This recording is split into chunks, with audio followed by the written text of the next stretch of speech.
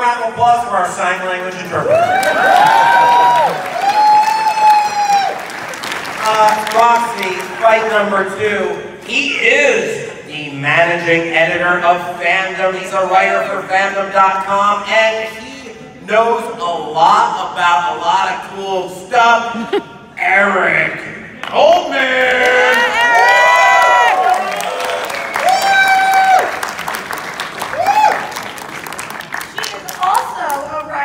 Fandom.com, and she's the entertainment editor of Fandom. It's Kim Taylor Foster!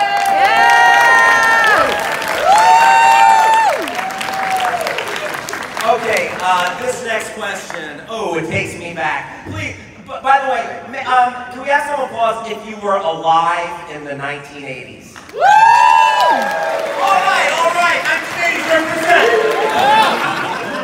Here is the question. It's a toughie. What is the best movie of the 1980s? Woo! Oh, it isn't. Yeah, you all got answers in your heads, but the real answers are about to come right now. Eric, what do you got? This is a great question. In fact, when I heard this question, I thought, this is heavy, and I thought it has to be Back to the Freaking Future, which is not only the best 80s movie, it's one of the best movies ever. I recently talked about this movie at SJU, you might have seen me talking about it, just how I think this is such a perfectly constructed movie. Everything about the story, the fact that it combines sci-fi and comedy, and it's a family story, all these things roll together that I think it does so well. And then also it's about this kid from the 1980s, and we see his life in the 80s, and how it sort of connects to the 50s and his parents there. I think there's so much about this movie that both represents what the 1980s were and what we see in the McFlys and what their family life and values are, how things had changed at the time. So there's a great story there about that transition of what the 80s were, and then it's wrapped in just one of the greatest stories ever, I think, with some of the most popular and relatable characters that we've ever seen in movies. So that is why Back to the Future is the best 1980s movie. Kim, what do you have?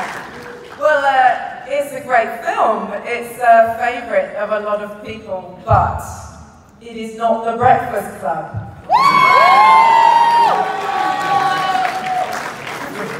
Now, when you think about the 80s, and you think about the best movies, you think about what defines the era, and it's John Hughes. Yes. And The Breakfast Club is his best film, and it is also the quintessential Brat Pack movie. It gives us Judd Nelson, it gives us Molly Ringwald, it gives us Emilio Estevez, Anthony Michael Hall and Ali Sheedy acting their socks off. The Breakfast Club is not only a great movie and a time capsule, but it deals with themes that exist beyond the era, that are still relevant today. In that, I have not lost my thread, I promise you. Alright, find it out, you guys. Here. It gave us the term, I've written this down, Neo-Maxi Zoom Dweeby. Spoken by Judd Nelson. It's about kids being put into a box, being forced into roles that society demands of them, and trying to break out. And that's still relevant today. It's about celebrating differences, but also celebrating unity. And that's more relevant than ever. Now, The Breakfast Club is a great movie, and I love me some Ringwald, and John Hughes is great. But it's such a specific movie, and it's like Back to the Future has everything. If you want to see 80s kids in high school, you get that in Back to the Future. You get to see what an 80s kid in high school would be like if you went to the 1950s. You can see that transition as well. There are great quotes, of course, in Breakfast Club, but I feel like every line in Back to the Future is a memorable line. And then, yes, the themes about teenagers and trying to fit in, I think that Back to the Future also does that, but in a very intriguing way, by showing you these kids, a kid from the 80s, kind of having to understand what his parents went through, and that some of the same situations he's having, they went through too. The generation thing in Breakfast Club is only confrontational, as far as this battle with the principal. We have an angry principal in Back to the Future too, but we also have these sympathetic parent characters who we get to learn the whole different perspective on. So I just feel like Back to the Future has all those elements. It has the high school thing, it has like these themes about, you know, the different groups, but it's telling this whole bigger story where Breakfast Club is a much more contained film. Give me your final thoughts. Breakfast Club teaches us more than life preservers are cool. It teaches us more than your mum fancying you is gross.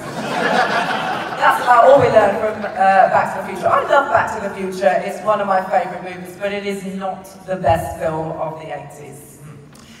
Breakfast. Eric, the closing statements. Yeah, Breakfast Club is great. However, it is a movie sort of only of its time. Like, it's a great 80s movie, but of course, at the same time, there's a lot of elements that are problematic. Even Molly Ringwald talks about that. The main actress says there's some problems with this movie now. Whereas Back to the Future is a great movie of its time, but it's a great movie about time itself. And so it transposes all that. So it's a great relic of the 80s. You can watch Back to the Future, and he's talking about Pepsi-free and things we don't have anymore.